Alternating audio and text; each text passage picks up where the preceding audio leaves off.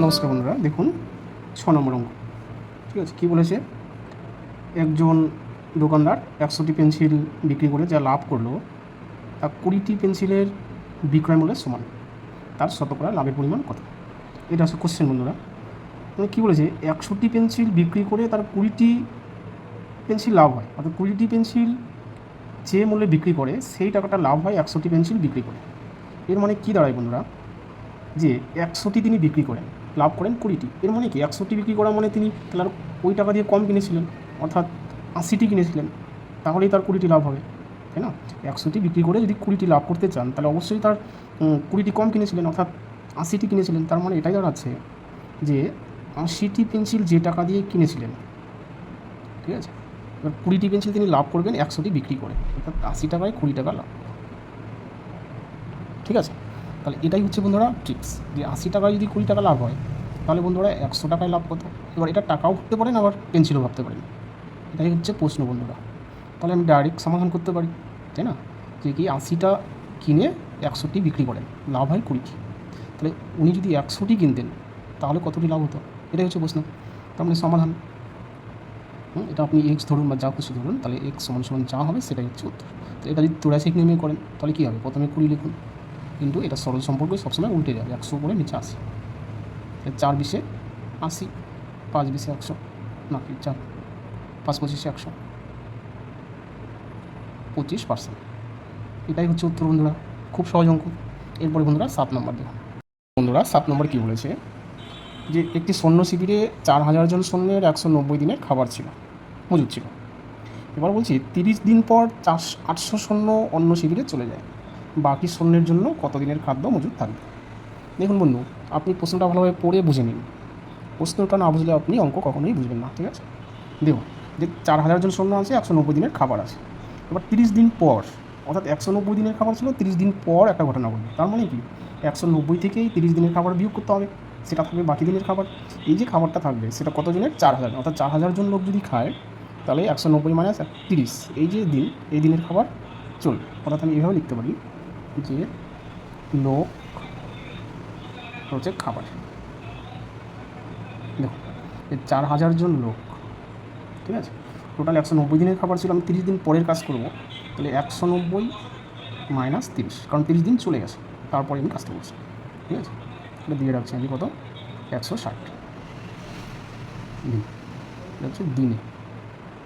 অর্থাৎ 4000 জন লোক যদি খায় তাহলে 160 দিন চলবে বাকি খাবার। কিন্তু খাবে কতজন, 800 জন লোক চলে যাবে। লোক ছিল কতজন, 4000, 4000 থেকে যদি 800 চলে যায়, আমি এখানে বিয়োগ আকারে লিখে দিচ্ছি মাইনাস 800, তাহলে এই যে বাকি লোক থাকলো, এই বাকি লোকের আর কতদিন চলবে, এটা হচ্ছে প্রশ্ন। ঠিক আছে, এবার যদি আপনি 83 টিউবের অঙ্কে করুন, নিয়মে করুন, তাহলে সমাধান আমি ডাইরেক্ট পেয়ে যাবো, যে এক্স সমান সমান এক্সের উপরে যা থাকবে সেটা আগে লিখবেন, এটাই নিয়ম বন্ধুরা, ইনটু বাই দিন। এটা দেখতে হবে যে 4000 জন লোককে যদি একটা কিছু খাবার খায় তাহলে 160 দিন চলবে। এবার বলছি লোক কমে গেল, 3200 জন লোক থাকলো, তাহলে অবশ্যই বেশি বেশি দিন চলবে। তাহলে লোক কমে গেল, দিন বেশি যাচ্ছে, একটা কম একটা বেশি। এটা কিন্তু বন্ধুরা সরল সম্পর্ক নয়, এটা হচ্ছে ব্যস্ত সম্পর্ক বলছে। তো ব্যস্ত সম্পর্কের বেলায় কিন্তু বন্ধুরা এটা উল্টে যাবে না, অর্থাৎ যেমন আছে তেমন থাকবে, 4000 উপরেই থাকবে, হচ্ছে 3200 থাকবে। ঠিক আছে, এবার কাটাকাটি করুন, যে এক্সের মান পাবো সেটাই হচ্ছে আনসার। ঠিক আছে, এটাই বন্ধুরা নিয়ম। এবার যদি দেখা গেলো লোক কমে গেলো, খাবারও কমে গেলো, তাহলে সরল হতো। লোক বেড়ে গেলো, খাবারও বেড়ে গেলো, তাহলে সরল সম্পর্ক হতো। যেহেতু একটা কমে গেলে আর একটা বেড়ে যাচ্ছে, তাহলে এটা ব্যস্ত সম্পর্ক। আর ব্যস্ত সম্পর্ক বলে কী হয় বন্ধুরা, এই 4000 উপরে লিখতে হবে আর নিচেটা নিচেই লিখতে হবে। ঠিক আছে, তো কাটাকাটি করুন, এই 2 শূন্য 2 শূন্য কাটা। ঠিক আছে, এবার কী করবো, 8 দিয়ে বা 16 দিয়ে, 16 অক্ষে 16, 16 দুগুণে 32, 2 অক্ষে 2, 5 দুগুণে 10, তাহলে কী থাকলো, 4 5 20, এই একটা সময় ছিল, অর্থাৎ 200 দিন। অর্থাৎ বাকি খাবারে এই 3200 লোকের 200 দিন চলবে। এটাই বন্ধুরা অ্যান্সার। আর এই অ্যান্সারটা আছে অপশন নম্বর কত, অপশন নম্বর বি। ঠিক আছে, ঠিক আছে, 200 দিন। ঠিক আছে, এরপরের অঙ্ক দেখুন তাহলে বন্ধুরা। 8 নম্বর অঙ্কে চলে আসলাম। তো কী বলেছে দেখুন, একজন ব্যবসায়ীর কাছে 1000 কেজি চিনি আছে।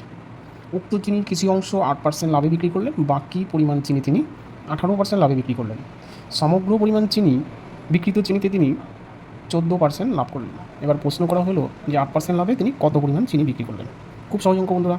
দেখুন আমি অ্যালিগেশন যে নিয়মটা আছে সেটাতে পড়াচ্ছি। প্রথমে কী করলো, 8% চিনি, 8% যে চিনি ছিল, 8% লাভে বিক্রি করলেন প্রথম অংশটা, আর পরের অংশটা বিক্রি করলেন 18% লাভ, ঠিক আছে। মোটের উপর তিনি লাভ করলেন 14% লাভ, ঠিক আছে। আমরা কী করবো বন্ধুরা, এইভাবে সাজিয়ে নিব 8% আর 18, প্রথমে 8% লাভ করেছেন, পরে হচ্ছে 18% লাভ করেছেন, এবার মোটের উপর 14% লাভ করেছেন। আমরা কী করবো বন্ধুরা, এটাকে আমরা বিয়োগ করবো কোনো কোনো, এখান থেকে 18 থেকে 14 বিয়োগ করলে থাকছে কত 4, আর এখানে 8 আর 14 বিয়োগ করলে থাকছে 6। এটা ছোটো করলেও হবে, না করলেও হবে, 2:3 আসে, 2 2 4 3 4, বা এই অনুপাত দিয়ে আপনি করতে পারেন। এবার কী করেন বন্ধুরা, বলছে 8% লাভে তিনি কত চিনি বিক্রি করেছেন, তাহলে 8% লাভে তিনি বিক্রি করেন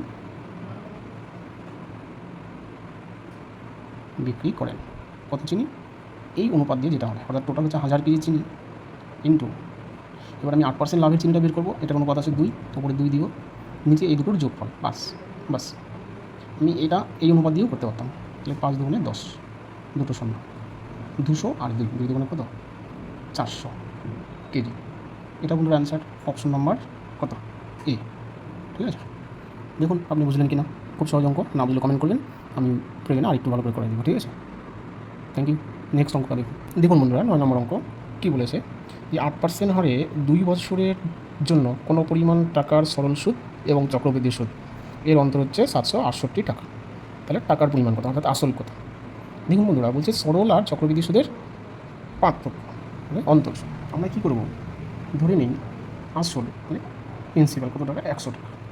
তাহলে কী বলেছে, এই 100 টাকারই, ঠিক আছে, 8% হার সরল সুদে, সুদের হার কত 8%। তাহলে এই 100 টাকার 8% হার সরল সুদে বলছে, তাহলে 8% সরল সুদের হার মানে কত, 100 টাকার 1 বছরের সুদ কত টাকা, 8 টাকা। তাহলে বন্ধুরা এই 100 টাকারই 1 বছরের না হয়ে 2 বছরের সুদ কত টাকা, 16 টাকা হবে। 1 বছর যদি 8 টাকা হয়, তাহলে 2 বছরে 16 টাকা হবে, বাস। এটা হচ্ছে সরল সুদ।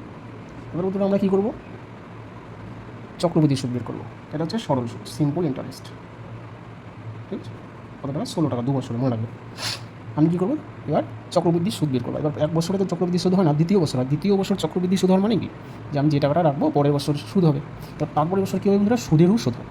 আসলের তো সুদ হবেই, সুদেরও সুদ হবে। এবার সুদ মানে কি, 1 বছরে তো 8 টাকা সুদ এসছে, এবার দ্বিতীয় বছর কী হবে, আসলের তো সুদ হবেই, এই 8 টাকারও সুদ হবে। অর্থাৎ এই 8 টাকার 1 বছরে কত টাকা সুদ হবে বন্ধুরা, ঠিক আছে।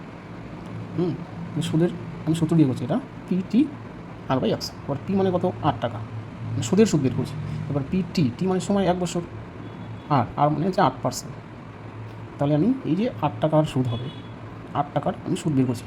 তাহলে 8 টাকার সুদ কত হচ্ছে, দেখুন আমরা এখানে 8 টাকা 64, যে দুটো শূন্য আছে 10 দিয়ে দিলাম। তাহলে এই 0.64, এটা হচ্ছে 8 টাকার 1 বছরের সুদ, ঠিক আছে। তাহলে চক্রবৃদ্ধি সুদ কত হলো দেখি। দেখুন বন্ধুরা, সরল সুদ আমি বের করেছি 2 বছরের 16 টাকা। এবার যদি চক্রবৃদ্ধি হারে সুদ হতো, তাহলে এই টাকাটা বেশি হতো, কারণ কি আমি 8 টাকার সুদ বের করলাম, তাই না।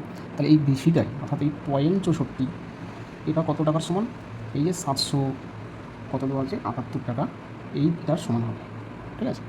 তাহলে 1 সমান কত, 778 বাই 64, 0.64। তাহলে 100 সমান কত, কারণ 100টা কি আসল, 100 মান বের করা মানে কি আসলের মান বের করা, আসলটাই চেয়েছে। তাহলে 100 সমান বেশি হবে, তাহলে গুণ হচ্ছে 100 উপরে, আর নিচে কত 0.64। এবার 0.64 না দিয়ে আমি পয়েন্টটা তুলে দিচ্ছি, তাহলে ওপরে আরও 2 ঘর, এই পয়েন্টের উপরে দুটো শূন্য আছে, দুটো ঘর আছে, তাহলে আমি আরও দুটো শূন্য দিয়ে দিচ্ছি, ঠিক আছে। এবার এটা কাটাকাটি করুন, 100 যেটা মান আসবে সেটা হচ্ছে উত্তর, ঠিক আছে। তাহলে কাটাকাটিটা দেখুন, 8 8 64, ঠিক আছে। এবার 8 9 72, এখানে আছে 76, তাহলে 72 থেকে 76 4 থাকলে 48, 6 8 48, আবার 8 8 8, এখানে 9 আছে, 1 থাকলে 16, 8 2 16, তাহলে 12, একে আমি 10,000 দিয়ে গুণ করুন, তাহলে কী হবে 12,000, 12 4টা শূন্য, 2 3 4, এটাই বন্ধুরা অ্যান্সার, ঠিক আছে। তাহলে এই 12,000, 1,20,000, সরি বন্ধুরা 4টা শূন্য আছে, তাহলে 1,20,000 টাকা, এটাই হচ্ছে অ্যান্সার, ঠিক আছে। তাহলে অপশন নাম্বার কি, সি।